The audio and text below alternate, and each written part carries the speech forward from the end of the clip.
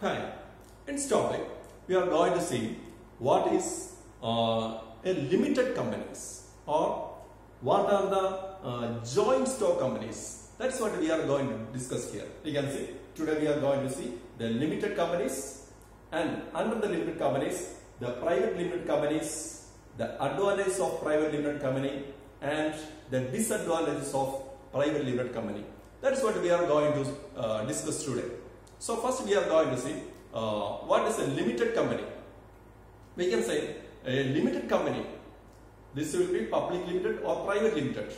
Commonly, a limited company or a joint stock company is a business organization where a number of owners or shareholders contribute their resources to a common business purpose, and they will share the profits and the loss. A group of owners contribute their resources and they are agreed to share the loss and profit of the business. That is, such a type of business organization is called limited companies. And these limited companies are formed or established under certain agreements. Those agreements are called, first one is the Articles of Association and the Memorandum of Association. These are the two types of agreements needed to start a limited company. Articles of Association and Memorandum of Association. And there are two types of limited companies or joint stock companies are there. They are the private limited company and the public limited company. Remember, these limited companies are the private sector business organization, and there are two types of their limited companies: private limited companies and the public limited companies. First, we are going to see what is a private limited company. Private limited companies are usually owned or held by the families, friends and relatives.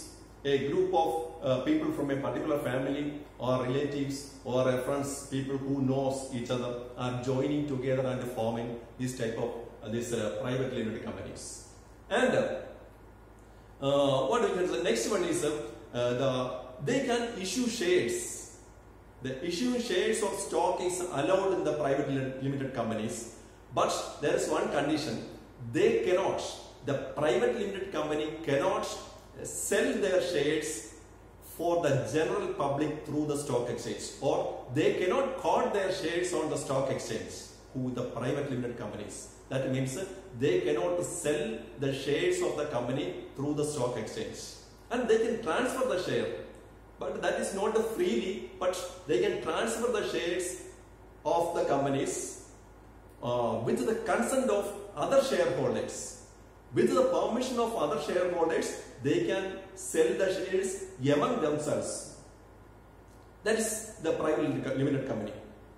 The company owned by a family or friends or a group of people, and they can issue shares, but they cannot sell the shares on the stock exchange, or they are not quoted. They can't quote their companies on the stock exchange.